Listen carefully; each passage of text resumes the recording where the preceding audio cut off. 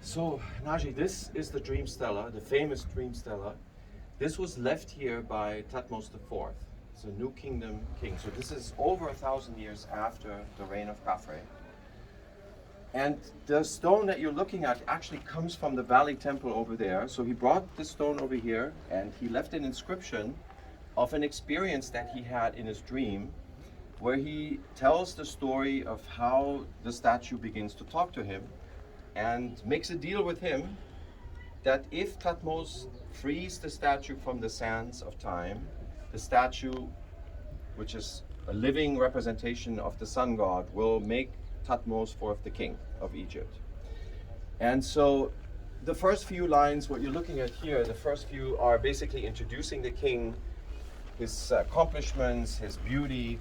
But the particular line that I want to focus on starts here. That's the 6th line. And why? Because it is telling us something about this place, how sacred this place is.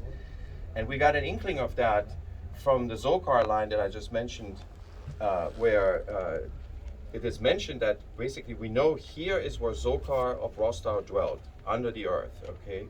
And so let's look at what this text is exactly saying, because it helps us to further identify how meaningful this place is.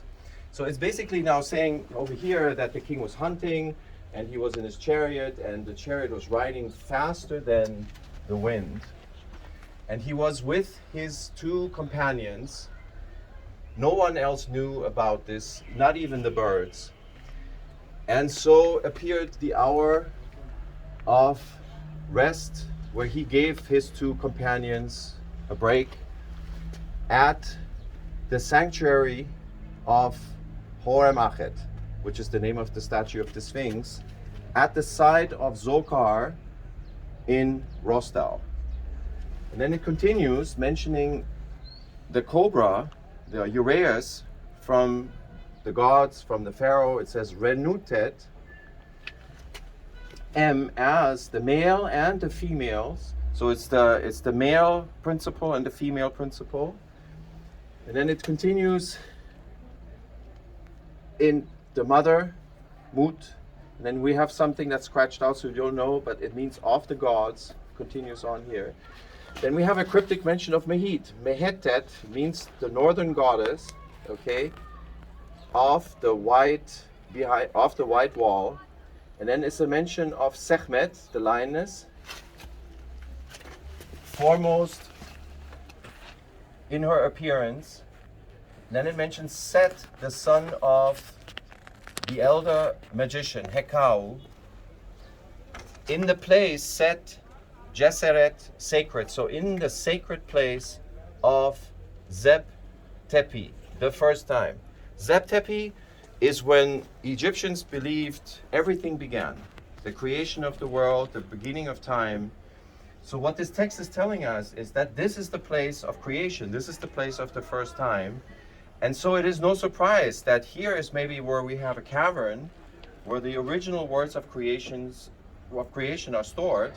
And that is the archive that I've been researching, the archive under the Sphinx.